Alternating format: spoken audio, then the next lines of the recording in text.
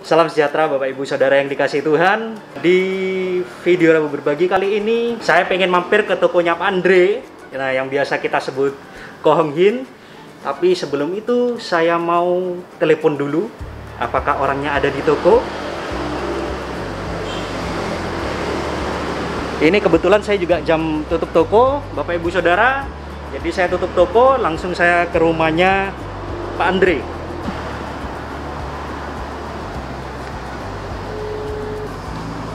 Halo Ko, gimana? Sudah ada di toko?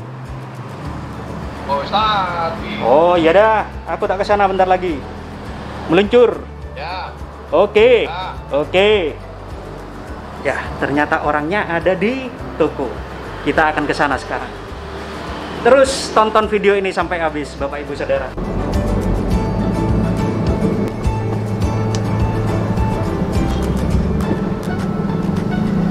Ya, sebentar lagi kita sampai di toko Telasi.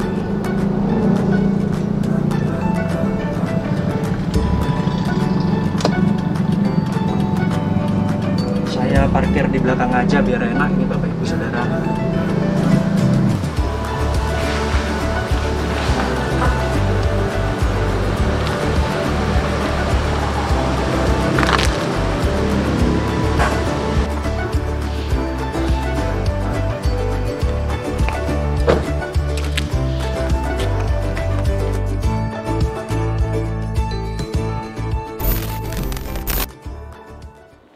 Ya, Bapak Ibu Saudara, saya udah di rumahnya Pak Andre, atau yang biasa kita sebut Ko Hong Hin.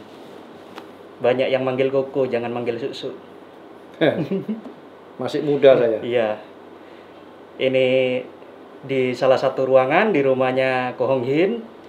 Jadi latar belakangnya kok tiba-tiba saya kesini nih, tiba-tiba tergerak aja.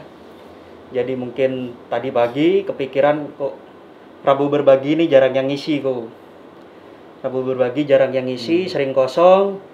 Nah, mungkin kan kalau apa ya, kita sebagai jemaat bisa saling menguatkan lah. Ada kesaksian-kesaksian apa, ada hal-hal apa yang mau dibagi, yang ringan-ringan atau yang berat, yang nggak masalah. Terpikir Ko Hong Hin. Kenapa saya terpikir Ko Hong Hin? Karena sejak pandemi 2020 Maret langsung diumumkan kan, langsung tidak ada anak-anak sekolah kok. Iya. Tidak ada yang masuk sekolah, terus kegiatan belajar mengajar sepertinya stop meskipun tetap jalan online. Tapi kan di situ seperti alat tulis, seperti buku atau yang lain-lainnya yang berhubungan sama hal-hal itu, stationery istilahnya itu ya. Iya. Yang berhubungan sama itu kayaknya langsung anjlok gitu. Nggak tahu betul atau enggak, karena saya sendiri bukan bekerja di bidang ATK seperti Ko Hong Hin, tapi saya merasa kayaknya ini kalau toko buku ini nemen lah istilahnya. Kalau saya sendiri sih memang di bulan pertama diumumkan pandemi ya memang ada dampak, tapi mulai di bulan ketiga, bulan keempat itu mulai normal lagi. Cuman kan kalau ATK kan bahkan sampai Januari 2021 ini pengumuman pemerintah tetap proses belajar mengajar online. Kalau online di rumah kan anaknya pakai buku atau enggak kan enggak tahu. Terus perlu alat tulis atau enggak kan kayaknya juga kalau semua diketik masa perlu alat tulis gitu kan. Iya. Kalau Ko Hong Hin sendiri gimana, apa yang dirasakan gitu? Kalau bagi saya sendiri bahwa tahun 2020 itu khususnya bagi dunia usaha yang saya geluti, atau mungkin dari teman-teman yang lain yang menggeluti di bidang yang sama, itu merupakan satu pukulan yang luar biasa terdampak. Bahkan satu sama lain itu saling kontak-kontakan. Sesama toko Sesama alat toko, tulis. supplier dan toko, pabrik dan dan konsumennya, terutama yang grosir-grosir begitu, itu mereka saling kontak bagaimana situasi, bagaimana keadaan. Jadi mereka bukan bertanya COVID-nya bagaimana di sana, tetapi bagaimana bisnisnya di sana. Nah, ini memang seperti karambol ya. Jadi kepukul satu, semua itu di bawah-bawahnya kena semua begitu. Jadi ini saling efek domino itu. Ya, efek domino. Jadi saling terkait dari yang lini terbawah sampai lini yang paling atas. Tetapi satu hal yang saya harus betul-betul syukuri, bahwa penyertaan Tuhan itu sepertinya nggak pernah lepas dari kehidupan kami sekeluarga. Memang kesannya toko itu omset sudah tinggal sekian persen. Tetapi satu hal yang saya sendiri tidak habis mengerti, saya masih mampu memberikan gaji.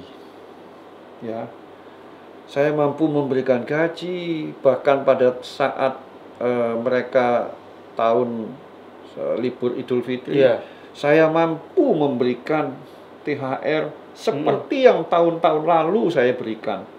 Tidak ada pengurangan sama sekali. Tak potong bentar ya. Iya. Ini tanpa pengurangan karyawan. Tanpa pengurangan karyawan. Dan tanpa shift. Jadi kan ada perusahaan-perusahaan lain atau mungkin toko-toko lain, Senin masuk, yang Senin masuk, Selasa libur, terus Rebo masuk, Kamis libur, kan ada yang seperti gitu kan. Saya tidak pernah melakukan hal seperti itu kecuali 2 minggu sebelum libur Idul Fitri. Jadi ketika itu sempat saya panggil semua karyawan, saya kumpulkan manajer saya, kan ada beberapa manajer kan ya, dengan karyawan, saya ajak runding mereka. Ini 2 minggu sebelum Idul Fitri. Iya, itu bulan 5. Bulan 5 kira-kira di awal-awal bulan 5 saya panggil mereka. Saya ajak rembuk mereka. Jadi saya pun berusaha untuk tidak menjadi orang yang otoriter. Meskipun saya ini sebagai owner, tidak. Saya ajak bicara mereka. Apa yang harus dilakukan? Bahkan yang membuat saya itu terharu, dia bilang, "Kok, tidak apa-apa sudah, potong gaji kami semua. Potong gaji kami." Nah, saya pun tidak sampai hati memotong hak yang harus dia dapat. Tidak sampai hati. Jangan motong, saya terima kasih. Kalian sudah mau mengerti kesulitan yang kami hadapi. Situasi seperti ini. Saya tidak bisa memotong apa yang sudah kalian kerjakan. Karena kalian bekerja itu berhak untuk menerima upah. Terus saya usul ini, saya 2 minggu. Selama 2 minggu ini bagaimana kalau kita bagi shift? Hari ini masuk, besok tidak. Masuk, tidak. Nah, itu nanti kita perhitungkan selama 2 minggu ini dari yang Anda masuk saja. Nah, mereka, kalau saya dengan sistem begitu, saya mungkin masih lebih nyaman ya. Karena apa? Kalau tidak masuk, saya masih memikirkan, oh ya kamu tidak masuk, tidak bekerja, ya wajarlah tidak dikasih gaji. Tapi saya ngomong selama 2 minggu sebelum hari Idul Fitri tiba. Karena bagaimanapun bahwa mereka ini kan juga butuh untuk berlebaran. Jadi saya tidak sampai hati untuk memotong gaji mereka meskipun mereka kerja mati-matian seperti itu. Nah, sehingga mereka pun dengan semangat, dengan sukacita, mereka mengerjakan pekerjaannya. Itu adalah, bagi saya, itu adalah satu anugerah yang luar biasa. Karena bagaimanapun bahwa yang namanya karyawan itu dia bukan sekedar karyawan, tetapi itu juga merupakan aset dari toko ini yang harus saya betul-betul pertahankan. Karena Iya. bagaimanapun dia kan mitra. Iya, Saya tidak bisa betul, bekerja tanpa mereka. Iya, Mereka pun mungkin tidak bisa bekerja juga tanpa saya. iya, betul. Jadi ini saya tidak bisa melakukan sesuatu yang otoriter. Sudah tak putusin, kamu potong gaji 50%. Nah misalnya, nah ini saya nggak bisa. Jadi kita rembuk, ayo ya opo. Seperti itulah yang kami lakukan. Dan puji Tuhan, setelah masuk kembali, memang ada beberapa yang tidak kami panggil, tetapi itu ada sebabnya. Karena situasi pandemi ini kan dari segi kesehatan, kami juga harus memikirkan mereka. Itu ada beberapa orang yang hamil. Jadi jadi saya pikir begini, sudahlah yang hamil yuk. Karena ini kan berbahaya untuk janin juga. Saya minta mereka untuk Di rumah. Tetapi bukan kami PHK, tidak. Ketika dia sudah melahirkan, Mau kembali. ketika anaknya ini sudah cukup untuk bisa ditinggal, silakan mau kerja lagi. Dan ini memang sudah ada beberapa yang bekerja. Yang hamil itu tadi. Iya, sudah ada yang bekerja. Bahkan ada yang memang masuk 1 hari, kemudian tapi karena anaknya rewel, dia bilang sementara tidak bisa kerja dulu, ya selesaikan dulu. Nomor 1 itu urusan keluarga. Jadi seperti itulah yang saya kerjakan. Nah, untuk masalah yang pandemi seperti ini, hitungannya kan bagi saya ini ya hampir samalah dengan ketika saya mengalami kesulitan ketika saya mengalami 2 kali banjir. Tahun 2002 dan tahun 2008. Iya. Jadi inilah yang bagi saya merupakan satu pelajaran bahwa dalam situasi apapun kita tidak bisa lari dari Tuhan. Bahkan saya belajar, sekalipun saya tidak pernah bersungut-sungut, sekalipun saya untuk belajar tidak pernah berkeluh kesah, tetapi saya belajar tetap untuk mengucap syukur. Kita tetap sukacita lah, karena saya percaya Tuhan itu tidak pernah tinggalkan kita kok. Iya. Ya itu hal yang kalau dengar ceritanya Ko Hong Yin seperti ini, hal yang saya juga tidak menyangka gitu. Kemungkinan kalau saya berpikir juga secara manusia mungkin solusi yang paling enak memang kayak tadi sistem shift, sistem yang kayak gitu kan untuk memotong kos gaji karyawan gitu. Iya. Dan itu juga cukup ketika dengar ceritanya karyawannya bilang sendiri tidak apa-apa kok bagi potong gajinya, itu sangat mengharukan sekali Bapak Ibu Saudara. Iya. Jadi saya dalam doa saya cuma bilang begini, Tuhan, ketika saya dalam situasi yang hitungannya di zona nyaman, Kau sudah melimpahkan berkat-Mu, masa saya dalam situasi yang sulit begini, saya harus membuang mereka. Dan saya tidak sampai hati seperti itu. Jadi setiap kali di dalam pergumulan, biasanya kami berdua suami istri itu setiap pagi itu kami selalu berdoa. Di dalam doa itu kami selalu mengatakan bahwa Tuhan, di dalam situasi yang sulit ini ajar kami untuk tetap bisa berbagi. Berbagi khususnya kepada orang yang terdekat dulu lah. Kalau saya tidak akan muluk-muluk saya akan bagi sembako ke desa-desa, tidak lah. Minimal saya bisa berbagi kepada setiap karyawan saya. Iya. Paling tidak berbagi yang bisa saya kasihkan di awal, saya tidak memberhentikan mereka. Karena bagaimanapun bahwa pekerjaan itu betul-betul mereka butuhkan, apalagi situasi sekarang memang siapa sih yang tidak kepingin ngurangi karyawan? Iya, begitu ya. Betul. Siapa sih yang tidak kepingin mengurangi pengeluaran-pengeluaran yang tidak perlu? Kan tidak ada. Nah, hal inilah yang saya berusaha untuk menghindari selama saya mampu, selama saya bisa. Tapi saya percaya Tuhan memberikan kemampuan. Amin. Saya untuk tidak mem-PHK mereka. Tapi dengan satu catatan, ayo kita bekerja tanpa memilih-milih pekerjaan. Dalam arti begini, biasanya orang yang tugasnya di digital printing. Digital printing misalnya agak sepi. Kalau dulu digital printing dia tidak mengerjakan yang lain. Sekarang saya bilang, ayo kita antar sesama teman, gotong royong. Saling bantu. Saling bantu. Jangan iri-irian. Temenmu apa yang bisa dibantu, bantulah mereka. Sekarang ini bukan masanya masa seperti dulu.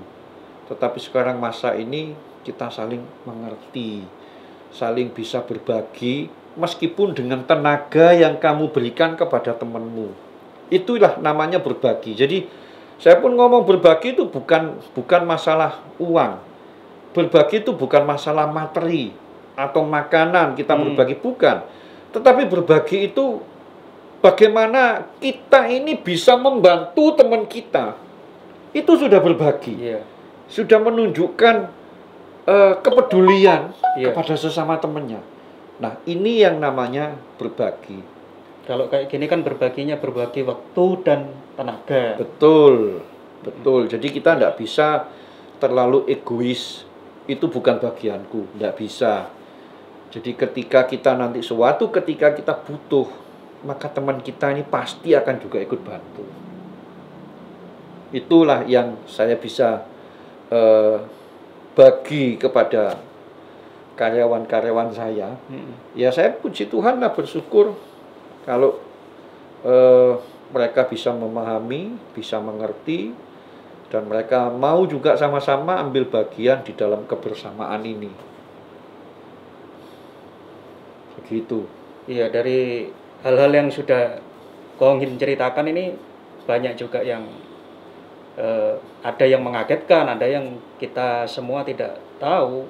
Dan dari hal-hal ini saya bisa mengambil pelajaran. Yang pertama, kita selalu bersyukur, tetap bersyukur dalam keadaan apapun yang sudah Tuhan izinkan ada di dalam kehidupan kita, baik saat yang enak, tadi Ko Hong Hin bilang saat-saat enak, maupun saat-saat seperti ini yang kurang mengenakkan istilahnya. Dan pelajaran yang kedua juga, kita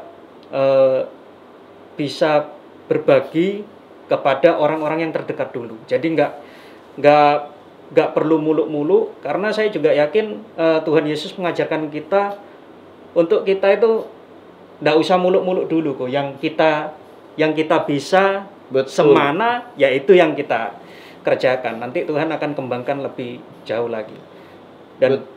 Dan berbagi juga tidak soal materi, tidak juga soal cuma uang, tapi berbagi itu banyak macamnya, bisa tenaga, bisa waktu, bisa pikiran, itu semua. Betul. Itu yang saya pelajari dari bincang-bincang ini sama Ko Hong Hin. Terima kasih Ko buat waktu dan kesempatannya. Tuhan Yesus memberikan kekuatan.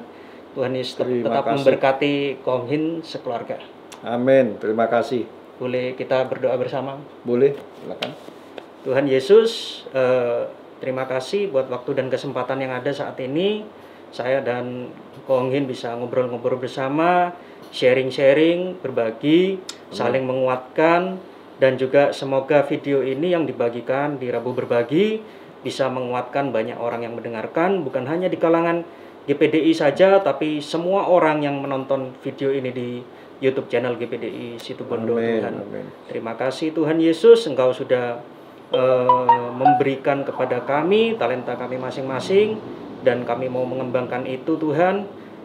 Aku juga berdoa untuk Ko Hong Hin, Engkau memberkati Ko Hong Hin, memberkati keluarganya, dan memakai Ko Hong Hin semakin lebih hari, lebih lagi, memberkati banyak orang, memberkati karyawannya Tuhan, juga menjadi contoh dan teladan buat orang-orang di sekitarnya Tuhan Yesus. Terima kasih Tuhan Yesus, terima kasih Kau memberkati toko buku Telase Tuhan, dan toko buku ini ada di tengah kota Situbondo, menjadi berkat bagi banyak orang di kota Situbondo. Amin. Terima kasih Tuhan Yesus, di dalam nama Tuhan Yesus Kristus, haleluya, amin. Amin. Ya, thank you. Thank you.